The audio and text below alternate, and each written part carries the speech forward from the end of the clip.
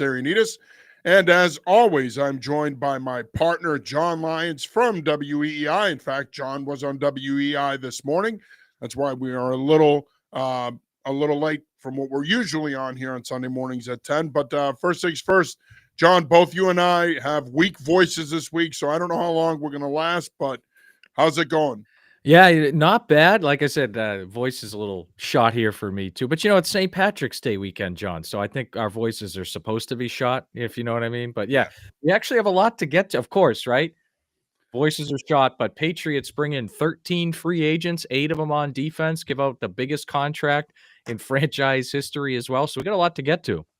We do have a lot to get to, and I think that should be our starting point right there. Of course, the last time we talked was last Sunday. We did our free agency preview. I think we hit on 2 or 3 guys that they ended up adding. But man, Monday comes along and the acquisitions are just coming in fast and furious. Of course, the big one, and you mentioned the biggest contract in franchise history, given the defensive tackle Milton Williams, the 26-year-old former Philadelphia Eagle, in the fold on a 4-year, $104 million deal, an annual value of $26 million per year. And look, he was the big fish in the pond when it comes to free agency. He was perennially the number 1 free agent on most people's boards. Just some initial thoughts on that. I mean, look, you need we talked about this last week. You need difference makers. You need impact guys. Milton Williams going into his second contract, prime of his career. It doesn't get more impact than that. Yeah, and I think defensively, they got an impact guy at all 3 levels. Williams, Spillane, I think Carlton Davis. We can get to those other 2 guys, but that stood out too. I mean, they got an impact guy essentially at all 3 levels. And with Milton Williams, you can't not love this from a pass rushing perspective, right? And I know he struggled and been inconsistent as a run defender. He was the number 1 rated pass rushing defensive tackle by Pro Football Focus last year, had 5 sacks as a defensive tackle. Now, look, played with Jalen Carter, played with Jordan Davis, played with Josh Sweat, played with Nolan Smith. Like the list goes on and on. But when I think of a front 4, because I think Terrell Williams, and you could probably speak to this better than I can, he's going to play 4 down front and just attack and single gap things. And when I think of Anthony Jennings on one edge, Keon White on another, with Barmore and Milton Williams in the middle, that's pretty formidable to go against. And I also think Keon White and Williams especially give them some flexibility with what they can do, because we saw towards the end of last year, Keon White kicked inside and got some snaps in there. Mike Vrabel kind of alluded to they might put Williams in different spots. So I could see them mixing and matching kind of those guys. But I think, look, there's still, I think, a defensive tackle short in the run game. But from a defensive perspective, from a pass rush perspective, they're a lot better than they were when we did this show last week. Yeah, they're much better. And, of course, the shopping spree started last Sunday evening when they added former Tennessee Titan and Boston College standout Harold Landry. And I think he's a nice fit in this system. I think he's a guy that can play in a 2- and a 3-point stance. He's had some injury issues, but when he's been healthy, has 50.5 career sacks, he can consistently pressure the quarterback. I also like the Kayvon Chason signing from the other day. He had a career year last year in Vegas. He had 5 sacks. He's still pretty young as well. He's in his mid-20s. He's another guy that can give him a pressure guy coming off the edge. But as you mentioned, I think here's my only concern with Milton Williams. I'm not a fan of paying a defensive tackle $26 million a year. I know times have changed and Aaron Donald changed that standard, but I'm not a fan of giving out contracts like that to non-skilled guys. I'll give them to offensive linemen. I'm not sure I want to be giving them to interior defensive linemen. Nonetheless, that is a lay of the land. Barmore got his bag last year. We saw it with Quinnen Williams a couple of years ago. Of course, Aaron Donald set that market with the Rams a few years ago. So those guys are going to get paid. But my only real concern with Milton Williams is the fact that he only played about half of Philadelphia's snaps the last 3 years. So that is a concern of mine. He only played about 50% of their snaps. So he's going to have more gas in the tank now. He's going to play a lot more now. He's going to have a lot more on his plate. He's going to have to prove that he's worth every penny. Let's face it, when you sign the largest contract in team history, there's pressure that comes with that. So there'll definitely be high expectations on Milton Williams. Now, you also mentioned linebacker Robert Spillane, cornerback Carlton Davis. I love the Davis signing. Yeah. I've been saying this now for 2 years, and you agreed with me. They were corner short. Jonathan Jones, sure. good enough that he could play out there, but could be a potential issue. Alex Austin, a couple of these other guys, Marco Wilson a couple of years ago, they have some upside. You drafted Bolden, you drafted Marcellus Dyer last year, but none of them really stepped up and developed into that role. I think Carlton Davis gives you that. He was pricey, and you're going to have to pay Christian Gonzalez after next year. But I think at the end of the day now, with Carlton Davis, you have two corners that allow you to play man-free. You can play more single-high coverage. You can be more aggressive. You can bring pressure. And he's a guy, too, that provided he's healthy, and he did miss time last year with a jaw injury, provided he's healthy, he's also going to support the run. He's fearless. He's a big corner at 6'1", 200 pounds. He's not afraid to mix it up in run support. And Robert Spillane, you can make the case, John, is one of the more underrated players in the league the last few years. Talk about a versatile piece. He can play on the ball, off the ball, come off the edge.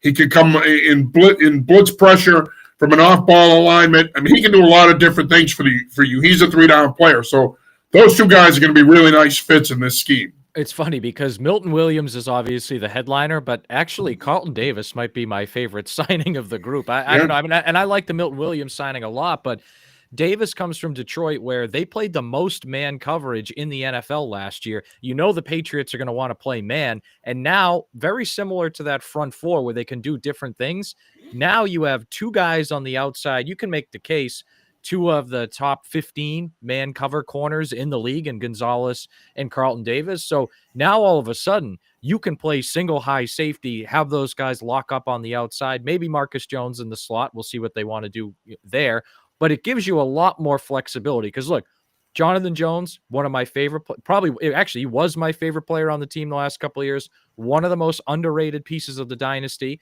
But I think over the last year, his play declined a little bit. And I think he's just better suited to be a slot guy anyway. And he was pushed outside out of necessity. So I think he's a guy, to me, talking about Davis now, that can come in, be a really better than just a number two corner, almost, I want to maybe 1A, if you will. And I think another piece of value, dude's won a Super Bowl. He won down in Tampa with Tom Brady. They don't have a lot of guys left that have won Super Bowls. So there's a lot to like in the Davis signing. And much like Milton Williams, they can now do a bunch of different things as well. Yeah, and that's just it. I think now it's that scheme versatility that, you want to have. And look, you and I both know this as coaches. Defensively, if you have two corners that can play man coverage and take care of their business against the guy they're lined up on, man, it allows you to do so much more with those 9 other guys.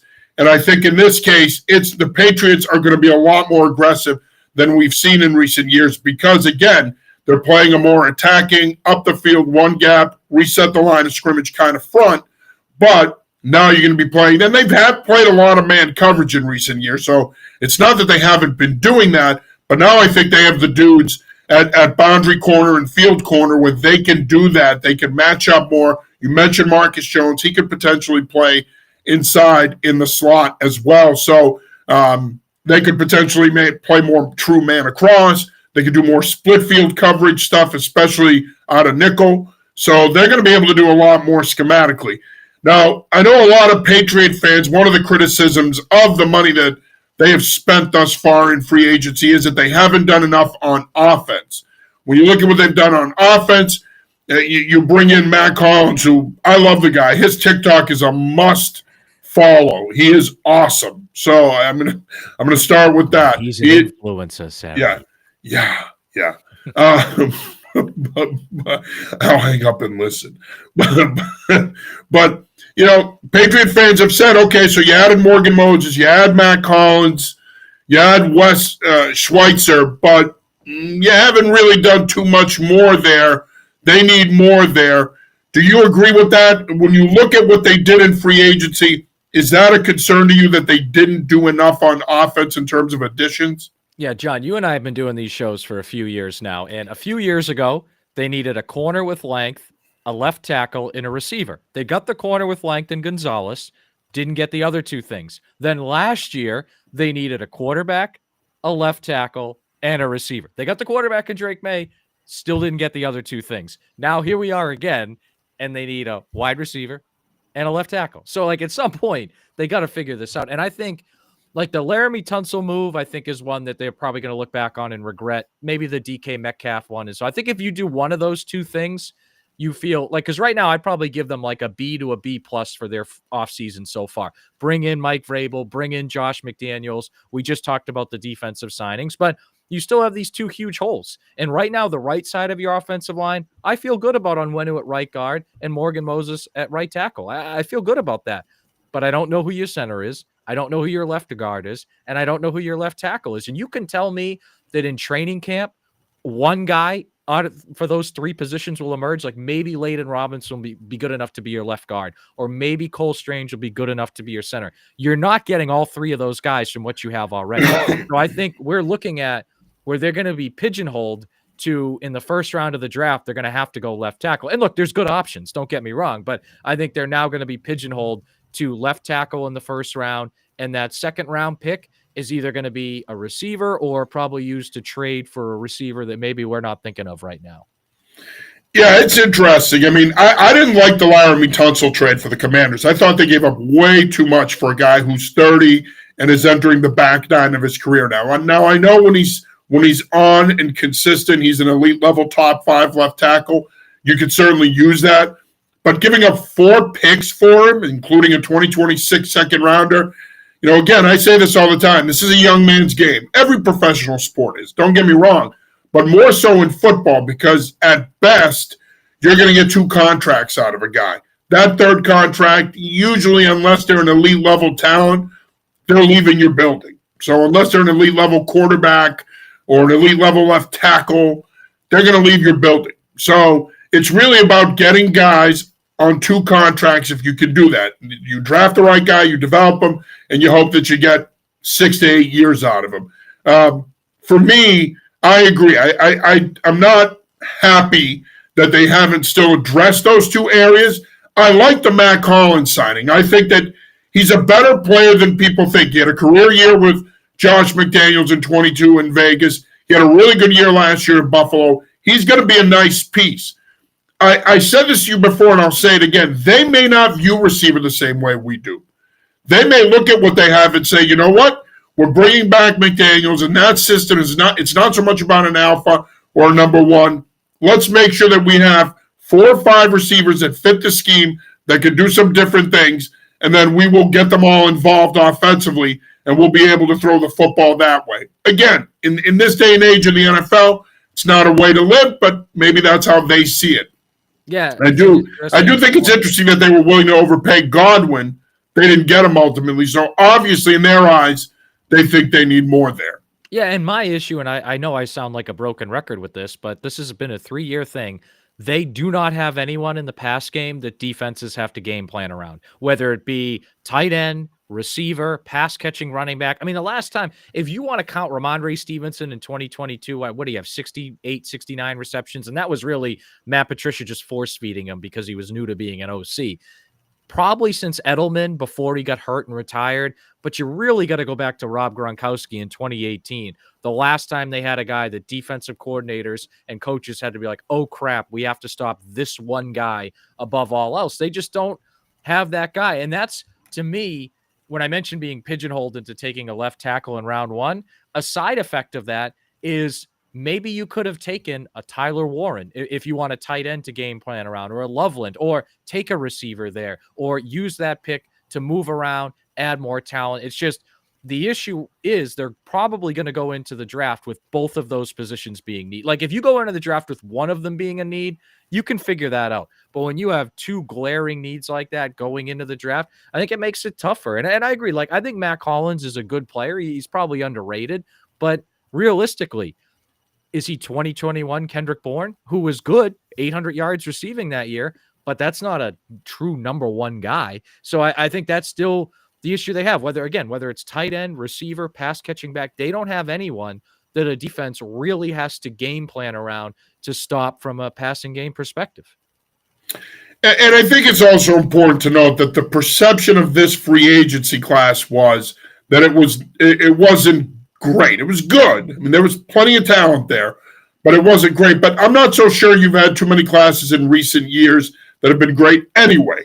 And I think the other thing to keep in mind is you had a surprising number of guys re-sign with their teams. Obviously, Ronnie Stanley was the apple of their eye. He took a relatively average deal to stay in Baltimore. They probably would have paid him another 25, 30 million on a contract. So he left some money on the table for sure. It's abundantly obvious that they were willing to overspend for some positions. When they saw that they weren't going to get a Ronnie Stanley, when they saw that they couldn't get a Chris Godwin, I think that's when they pivoted and said, you know what? There's still plenty of talent left on the board. The defense has not been good the last 2 years. Let's reset the defense. Let's load up on that side of the ball. We'll run the football. We'll play good defense. We'll play good situational football, and we'll take care of business that way. I mean, again, it may not be sexy. It may not be what Patriot fans want. It may not bring you back to the good old days of Brady and 2007 and 2010 and them throwing the ball all over the place. But it's a tried true formula that teams win with at all levels of football. You can run the ball, play good defense. You're going to be in every game week in and week out. Let's not forget, their schedule's not great right now on paper, especially in their home slate.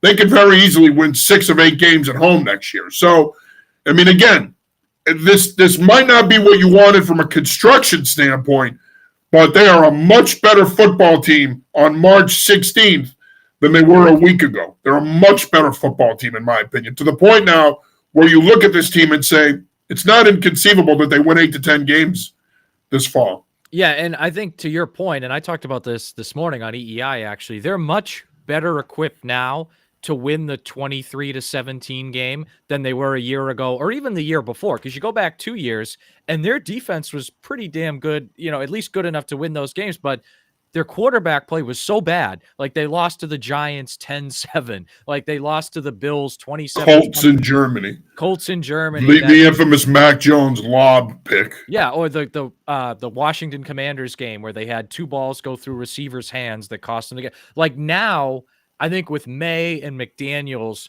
you're not going to get those catastrophic mistakes. Now, look, May still has a turnover issue. He's got to improve, but I don't think you're going to get those catastrophic, consistent end-of-game mistakes. And then fast forward to last year, they had May, but their defense was so bad. Like, think about week 3 against the Jets when their defensive game plan was weird and they tackled terribly. Think about Seattle. Weird. It's just what it was like. I don't know. They were just like playing pressure and they couldn't get. We don't have to relitigate that, but it was weird. But even the Seattle game where they couldn't get stops when they need to. The Colts game, 19-play drive, including a 2-point conversion to win. The Jaguars game, 18 straight runs. Like this year's defense is not going to give up those things. Like I'm not sitting here saying it's going to be a top 5 defense, but it's not going to give up those types of drives. It's not going to get pushed around like they did against the Chargers either. And I'm not saying they'd beat the Chargers again, but my point is they are much better equipped now to win those 23-17 or 20-14, or 17-10 type games than they were last year or the year before, because they're going to have better quarterback play than the last 2 years, and their defense is going to be much better than it was a year ago.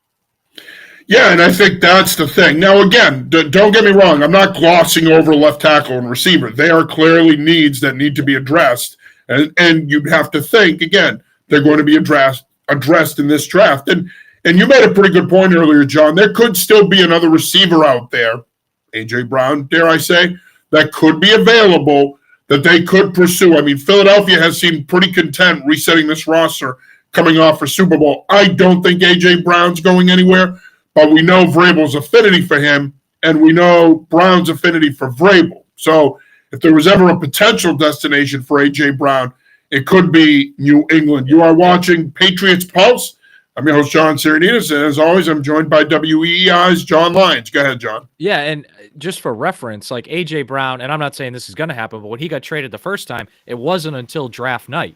And I think Jerry Jeudy last year, correct me if I'm wrong, that was later into the spring that he ended up getting traded. So those things they can – I mean, look, it's less likely that something like that would happen, but it is possible that something like that shakes free. Whether, A.J. Brown, I know, is kind of the dream of everyone, but there could be other guys out there. Maybe Atlanta looks at Kyle Pitts and says, we can't quite make it work fully with him down here. We want to make an adjustment. That's just a name, but like I could see another guy somewhere shaking free that maybe we're not thinking of. Well, I mean, Ayuk in San Francisco. I mean, look, where there's smoke, there's fire. His name keeps getting thrown around.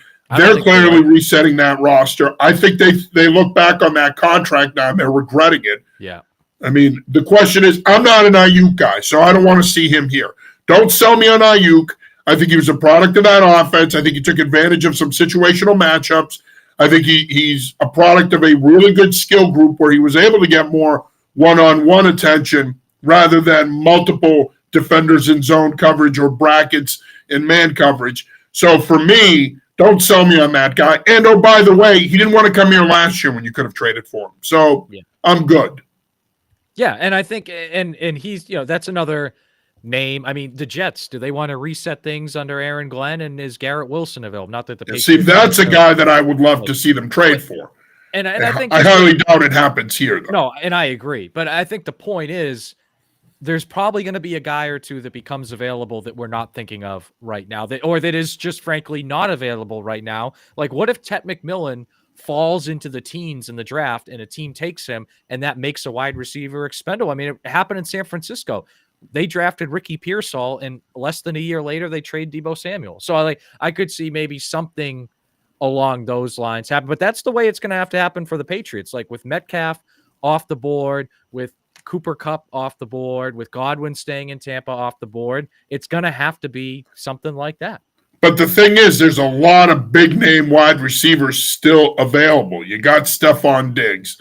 You got Amari Cooper. See, I think Amari Cooper is what a team like the Patriots needs. It's like a team that Green Bay needs an Amari Cooper. You need a veteran. He's not a number one anymore, but he can still be a productive player in a system. And I think that's a guy they should be targeting. At this stage of the game in free agency, you're going to get him on a cheap one-year deal. You bring him in, see what he has left in the tank. That's a move Belichick would have made when they were good. When they were good, in the 2000s especially, Belichick was not afraid. Think about how many receivers played here that were, quote, big-name guys, right? I mean, you take away Randy Moss and Wes Welker, Torrey Holt had a sip of tea, I should say, with the Patriots. Joey Galloway had a sip of tea, right? Chad Ochocinco had a cup of coffee, we'll say. I mean, they have been willing to bring guys in here that have cachet at that position in the past. Vrabel was on those teams. So I would not be surprised if one of those big-name guys ends up here. It's not going to be Stephon Diggs. He's injury-prone. He's not a good locker-room guy. Vrabel's going to set the tone with the culture. If you notice, all the guys they signed had a connection to someone on the staff. They're not just good players. They're high-character guys. So I think at the end of the day, in my opinion, Amari Cooper, if you were going to go get that veteran in free agency, notice how my voice is breaking up. If you were going to go get that veteran in free agency, that's a guy that probably fits that culture piece that Vrabel talks about. Yeah, and Cooper struggled when he got to Buffalo last year, but also a midseason trade to a Super Bowl. Yeah, that's not easy. When and it wasn't just a midseason trade. Like, I think there was some expectations that he was going to be like a focal point of that passing game as they brought Keon Coleman and Dalton Kincaid along, and it just didn't work out. So he very well, I think he's better than what he showed in Buffalo, but to your point, he's not a number one. He's still a hell of a lot better than anything you have. Like, and it's kind of like the Morgan Moses signing. Like, yeah, Morgan Moses is probably an average right tackle, but he's a hell of a lot better than what you've had the past couple of years. See, that's the one signing, and I agree with you on that. Obviously, I mean, he's a lot better than what they've had. The only thing is, you gave him $8 million a year. Is he really a 24? Right, at age 34? And you and I talked about this last week that they were going to target those second and third contract guys. He's a fourth contract guy.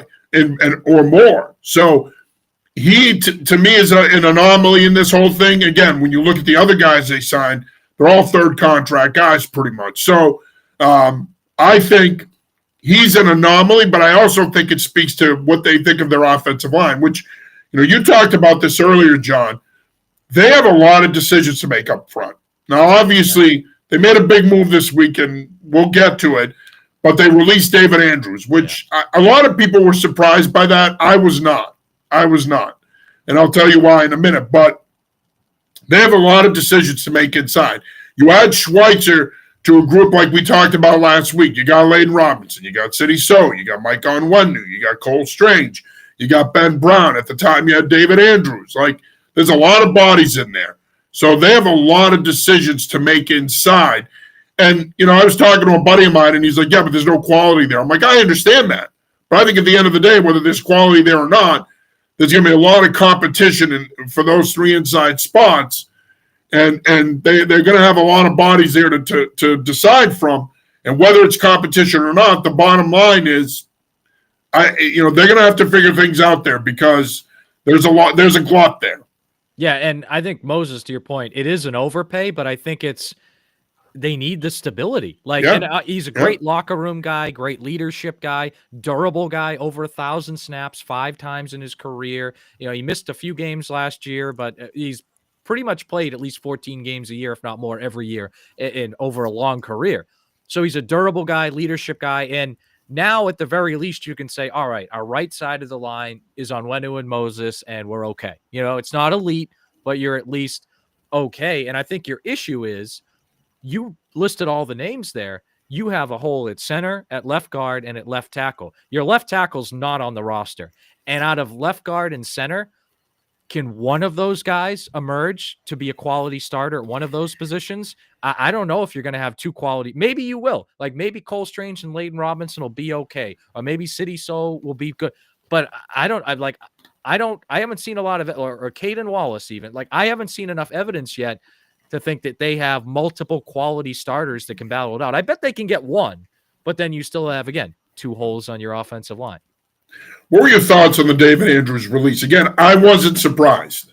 So I was a little bit surprised just in that what I kind of mentioned now, their lack of depth. Like, if they had a developmental center, or if, let's say, Cole Strange had played 5 games at center down the stretch last year and looked good, then I would have been like, okay. But this is another example, and I think this ties in, and this is just a theory of mine. I haven't talked to anyone there about why they didn't pursue Joe Thuney. Because in this past week, you had 3 guys in Jonathan Jones, Dietrich Wise, and David Andrews, all Belichick draft picks. Andrews' case, an undrafted free agent, same with Jones, but all Belichick guys that won Super Bowls here that Vrabel let go. And Thuney, Belichick guy that was drafted here that won Super Bowls here, they didn't really go after. And I wonder, not necessarily that it's an anti-Belichick thing from Vrabel, but I think last year there was some of the Belichick guys who probably looked around at Mayo and that staff and were like, these guys don't get it. And Vrabel probably just wants to reset things with mostly his guys or new guys. I wonder if that kind of tied into it. And also, too, I mean,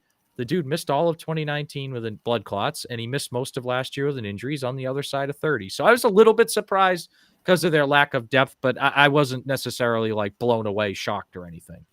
No, I wasn't either. And I think his age and the injury history is really what caught up. I mean, I know Vrabel wants his own guys, and he wants to reset the roster and the culture in the building, but David Andrews is a glue guy. He'll be a culture guy. He'll fit any coach, whoever that might be. I think at the end of the day, this was more of an on-field decision, obviously, than an off-the-field decision. And it's hard to part with veterans, especially guys like that who has been a linchpin for this team the later parts of the second part of the dynasty. But I think at the end of the day, it's an opportunity to bring in your own guys, sure. But I also think it says what the Patriots think of where he was at his point in his career and where Jones and Wise was and why they let them walk ultimately. And look, I mean, I hate to say it. He's been battling injuries, especially in recent years. That's been a problem. But when it comes to Jones and Wise, and I love both of those guys, having covered them the last couple of years, they're pros. Dietrich Wise is one of my favorite athletes I've ever been around. He's just such a great dude. And you have to understand, you get to know these people as people. So when moves like this happen this week, it's different. They're not just guys that play on Sundays and then you go off and forget about them like the fans would do, to be honest with you. And that's not a bad thing, but when you're around them all the time and you get to know them a little bit, it's different. But I do think at the end of the day, while all 3 of them have value from a leadership standpoint and they were a big part of this team, all 3 of them had won Super Bowls, I think it comes down to production on the field, and I think that those were 3 roster spots that Vrabel and his staff wanted to use on guys that fit what they want to do schematically more than anything else. And I think it's also a commentary on where they are right now, because a team like Washington that just went to the NFC Championship game, Wise and Jonathan Jones are real assets there for, this year to try to go to the Super Bowl, right? That's a team, right? Those are guys that have won Super Bowls that can probably give them one productive year, at least in roles, and depending on how it shakes out. Whereas the Patriots, I mean, they're just trying to, win 8 games. They're not trying to go to the Super Bowl. So it's just also, I think, a commentary on just kind of where they are as a franchise. And you look at a lot of these signings, like we talked about Moses being 34, but all these other guys are under the age of 30, with Milton Williams only being 26. So I think that's another thing where they had an eye on, hey, yeah, these are guys that'll help us in 2025. But if we draft well, these guys will be also part of a core that helps us in 2026 and 2027. Yeah, so it goes beyond that, obviously. Free agency, of course, is going to continue throughout the offseason here. Do you obviously the next thing we're looking forward to is the draft, but trades, as you mentioned earlier, are also a possibility. They're always a possibility. Where do you think they go next, whether it be free agency, a trade? We'll get into the draft. We're going to be all draft starting next week, but where do they go the rest of this time before the draft? So I'd call Philadelphia and ask about Brown or Devonta Smith. And look, maybe they'll say no and they'll laugh and they'll hang up, but that's 2 high-end receivers that are going to cost a ton of money. Jalen Hurts is going to cost a ton of money. That offensive line is going to cost a ton of money. And just look forward to the future. Jalen Carter, Jordan Davis, and Cooper DeJean are going to cost a lot of money on the defensive side of the ball in the next, say, 3 years, 3 years. So maybe Philly wants to try to and look, if Philly wants to repeat, you'd probably want to keep both of those guys, but maybe at least have that conversation, try to pry one of those guys. I mean, I would be active if possible in the trade market for a receiver for 2 reasons. One, I think the draft is going to be the best place to get your franchise left tackle. And also, and I think this has been a thing with Josh McDaniels over the years, I have a higher trust level in them bringing in a veteran receiver to come in and produce right away than trying to bring a rookie along. I mean, the last time that I can remember a McDaniels offense having a productive rookie was Malcolm Mitchell in 2016. So it's just, again, it's a complex offense. There's a lot to learn for young guys, and they also didn't draft a bunch of them high. So I would be active in the trade market looking for some sort of veteran presence in the receiver room. Yeah, I mean, again, I think you mentioned an A.J. Brown and Devontae Smith. I think obviously those are big enough names to satisfy the fan base. But I have a hard time thinking right now of other receivers in the league outside of a Brown or an Ayuk that fit what they need, like that would be available in a trade. And again, that could change. I mean, Vrabel talked about it this week, that Alonzo Highsmith always reminds him that guys do come free and are available to trade for. I'll tell you a name of a guy, and I didn't mention this earlier when we were talking about this, who could be available, who's mercurial. He doesn't exactly fit the culture piece that Vrabel talks about, but has a boatload of talent that I think could be available now, is George Pickens in Pittsburgh. Yeah, it's funny. I was actually just kind of thinking of that name before you brought it up. And look, to be clear, he'd be better than any receiver you have, but seen a lot of reps of him just standing there on run plays, not blocking. There's been issues with him getting upset about targets and all that. I don't know. Like, that's where it's like, okay, he's not Deontay Johnson, who no team wants around, but is he the guy? Is he the right fit with a second-year quarterback and and I know Vrabel's an experienced head coach, but it's his first year here trying to establish things like Mike Tomlin, one of the best coaches in the NFL. Yeah, George Pickens can do what he wants, and Mike Tomlin could just kick him to the curb, and it's no problem. Whereas here, I don't know if Pickens is the guy I would want to target. I mean, who knows? They should have drafted him over Tyquan Thornton, but I don't know if he's a guy. That's what I'm saying. I think if you get him in the right, and again, I'm not as big of a Mike Tomlin guy as other people are. I think he's overrated as a coach. I think he's a good motivator. I think he's a good coach. I don't think he's the elite level coach that everybody thinks he is. I mean, if you're winning 9 to 10 games a year and backdooring into the playoffs, are you really an elite coach? I don't think so. All that being said, there are going to be other guys. It's just now the conversation becomes, are those receivers difference makers? Pickens, if you get him in here, he buys in, if you manage the personality, has the potential to be that. There are going to be other guys. I mean, I think it's a long shot, but maybe Denver wants to part with a Cortland Sutton. I know that name's been talked about in the past. So there are going to be other guys that could potentially be available. Question is, what's their age? What are they going to cost? What is it going to cost to get them? There's a lot of things that go into it. And something tells me that even though he had A.J. Brown in Tennessee, something tells me that I don't think Vrabel is as enamored with the idea or the necessity to have that elite level one. I think that there's going to be a lot of banking on the system and McDaniels and Thomas Brown and getting more production out of what they have and a potential rookie. And let's not forget, here we are talking about the glut at guard and center. They have a glut at wide receiver too. I think there's going to be a couple of names that were added the last couple of years here that I think you're going to see go at the end of camp. Yeah, I think one of those draft picks from last year is probably it's going to go. I agree. Yeah.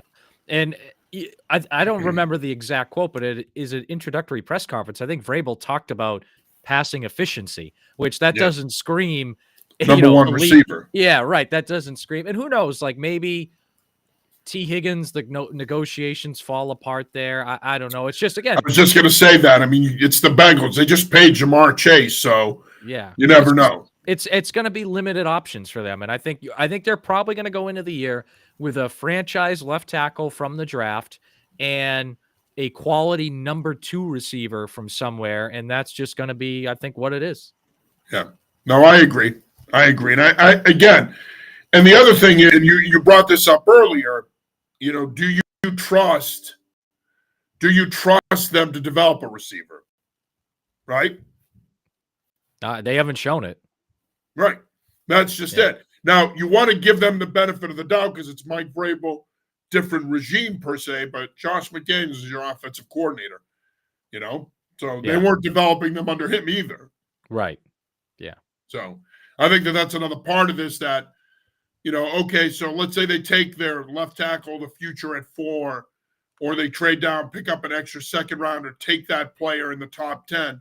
Now you have the flexibility to potentially come back into the first. You mentioned a Tet McMillan if he falls, possibly a Matthew Golden, a Luther Burden. If one of those guys is there, do you trade back in and take one of them, one of those guys that could potentially develop into a number 1? And, we've seen this with receivers too. You've seen it this offseason. Metcalf traded. Higgins, if he wasn't franchised, he would have probably been gone. Like, receivers are hard because if you're not willing to pay them within that first contract, back end of that first contract, extend them early and overpay them, more than likely you're going to lose them. That's what happened with Metcalf in Seattle. I think Seattle looked at it and said, do we want to pay this guy $30 million a year? Do we think he's worth that? Probably not. Yeah. Let's move on, see what we can get from him and start over at that position. And they still have Jackson Smith and Jigba, but it'll be interesting. I'm not so sure that they think receiver is as much of a need as we think it is. I mean, it's and I wonder if they'll target one high, because if you look at when Josh was here, I know they had a bunch of struggles developing receivers. They never really drafted that many high. Like Deion Branch was a second-round pick and developed well. Dobson was a second-round pick and failed. Harry was a first-round pick and failed. Pretty much all their other receivers were day 3 picks. I mean, throughout, and not every, but like throughout most of the 20 years. So Jalen Polk so far has failed. Maybe Josh likes him, or maybe they trade back up into the first round and target one and try to get it that way. We'll see. Yeah. It remains to be seen. And again, this system is not going to be what it was under Belichick and Brady. It's going to be tweaked. It's going to be different. I think it's going to be more catered to Drake May. I think it's going to be more about getting the ball out quick, run the football, play action. You'll have a nice little RPO game. I think there'll be a lot of that. But I think at the end of the day, it's not going to be what it was. Now, where I do think, and Kendrick Bourne had his best season as a Patriot under Josh McDaniels in 2021, but what I do think you'll see is they will get more out of those guys. I think they'll get more out of Bourne. I think you'll get good production from Matt Collins. My question is, it's those young receivers. I'm not worried about the veteran guys. I'm worried about those young receivers. What do they become? Does Demario Douglas become that elite level playmaker out of the slot? what do you have in Kayshon Boutte? Is Kayshon Boutte ever going to be anything more than he is right now? I don't even know what Javon Baker is because he was in witness protection last year. And then, of course, you have Jalen Polk, who had a couple of flashes, but by and large was really frustrating last year. So we'll see. And, of course, they also re-signed Austin Hooper, which we didn't get to talk about that. I thought that was a pretty good signing. Before we wrap up here, I do want you to tell me what you mentioned you like the Carlton Davis signing, but what's your favorite / most impactful signing? The guy that's going to make the biggest impact right away, right out of the gate. So it comes down between Davis and Milton Williams for me, and I'm going to go Milton Williams because they've been, it feels like, two bodies short up front for a couple of years now. Really, ever since Lawrence Guy left, they never adequately replaced him. They were without Barmore as well. So I think he's going to have an impact. And with the way Terrell Williams is going to call, or at least the way I think he's going to call it, they're going to attack a lot. And I think Carlton Davis is going to have a big impact, but I think Milton Williams is going to end up being the best one. Yeah. It'll be interesting. For me, I think their best free agent signing could be Robert Spillane. Linebacker was a much bigger need for them than I think people realize. Oh, yeah.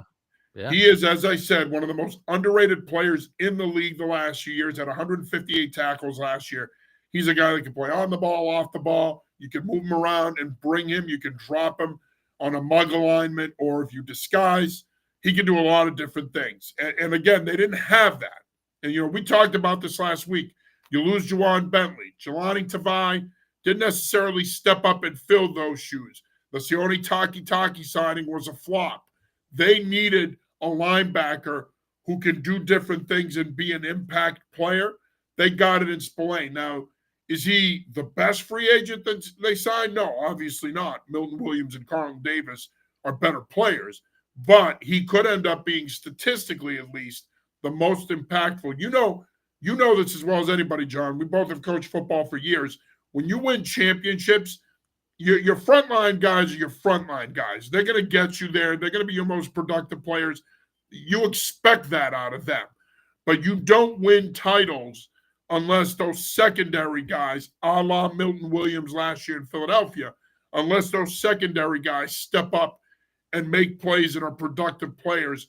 Robert Spillane could be that kind of guy. He's a Mike Vrabel kind of guy. And another guy that I'll give you, again, provided he stays healthy, Harold Landry. I think if he stays healthy, he's going to make a big impact on this defense because he can roll out of bed and get you double-digit sacks. He just needs to stay on the field. Yeah, he had double-digit sacks twice under Mike Vrabel, and he had 9 last year as well. So he's a guy, and I think he'll benefit from Milton Williams and Barmore because you look at that. I mean, if you're just lining up to pass block, you can double one of those guys, but it's going to – do you want to leave Barmore singled up on a guard? Do you want to leave Milton Williams singled up on a guard? Do you want to leave Harold Landry coming off the edge singled up with no help? Or is it Keon White on the other side? It makes it a difficult kind of conundrum for an opposing offensive line. Yeah, no, absolutely. It really does. So, yeah, they didn't get the left tackle they wanted. They didn't get that impact receiver. But again, the defense is much better today than it was a week ago. And obviously, there's still a work in progress. There's still a long way to go. And something tells me they're not done clearing out the roster either. You could see a couple familiar names matriculate off the roster here in the coming weeks and months. I don't think they're done with that. I think Vrabel has done a thorough assessment of this roster. He knows where they're at right now as an organization. Like any coach, he wants to put his own spin on it. He wants to put his own touch on it. He's going to bring in his kind of guys that fit what he wants, and guys that are going to be culture setters and tone setters. And I think that he's got a bunch of those guys. So it remains to be seen. Before we go here, any other free agency moves that surprised you? I mean, not necessarily. There wasn't anything like DK Metcalf going to Pittsburgh. It was a big contract as part of that trade, but I think that'll be kind of a nice fit. Obviously, they got to figure out quarterback there, but no, there wasn't anything that I kind of looked at and was shocked by per se. Yeah, no, a lot of big contracts were given out, and you know how the NFL works. Doesn't take very long for these teams to regret those deals. Yeah. So it'll be interesting to see. Usually you get about a 2-year grace period before teams start moving off guys that they paid big money to save money on the back end of those deals. So A lot of big contracts given. Of course, the Patriots were arguably your biggest spenders, but there were other teams that spent as well. And again, I think a lot of teams got better for sure. But I also think a lot of teams may have taken a step back. The Buffalo Bills paid a lot of their own guys. San Francisco 49ers clearly resetting their roster there. It'll be interesting what they do, although they did bring back Kyle Juszczyk yesterday. But it'll be interesting. Kansas City resetting their roster a little bit. So I like the Moore signing for them at left tackle. I think he has the potential to be pretty good. I could also still see them taking another tackle in the draft and sliding him inside. So they reset their roster, added Christian Fulton as well. They'll still be in the mix, obviously. When you have Mahomes, you have a chance. But there were splash moves, but the Patriots were, in my opinion, if you were to give them a free agency grade and determine a winner, I think they were your winner. They were the one team, obviously, they had the most cap space. They needed to be aggressive. They did that. They're a better football team. Now, before we go, I do want to ask you one final question. It's still early in the offseason. We still have a ways to go. We're not in OTAs and minicamp. Those start in a couple weeks.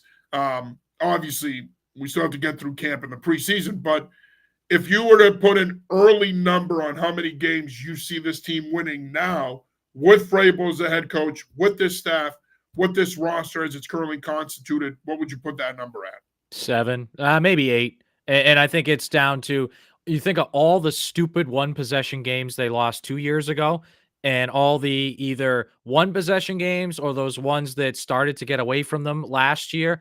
I just don't think that happens again. Like, do I think they're going to beat the Bills? No. Do I think they're going to, beat some of the elite teams in the league? No. But will they split with the Jets? Will they, beat the Saints? Can they beat Atlanta, depending on how Atlanta's playing that particular? Like, those are games now they can win. Like, again, that 10-7 Giants loss in 2023, like, a game like that's not going to happen again. Or last year, that Seattle game where you couldn't get stops, or that Colts game with a 19-play drive to win. Like, that's the type of game that this year, I think they win. Yeah, they'll be much better from a situational standpoint, for sure. Vrabel is one of the best situational coaches in the league. I think that 8-win number now, I think is a pretty good number.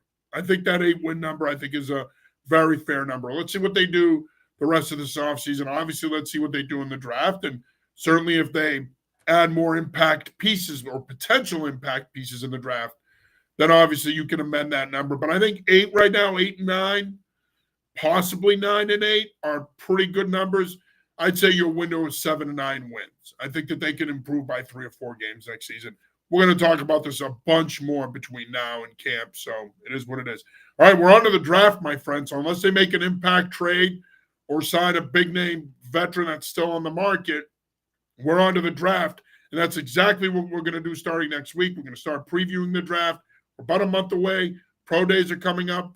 Boston College on March 24th, UConn on March 25th, Bryant, URI, the Rhode Island Pro Day, March 26th, and the Holy Cross Pro Day will be on March 27th. So there's, we're going to start getting into the draft here because there's a lot coming up now. You're already into Pro Day season now, so it's all draft between now and April 24th. All right, well, that'll do it for this week's episode of Patriots Pulse. For John Lyons, I'm John Sarianides. We will be back with you next week. Until then, stay safe and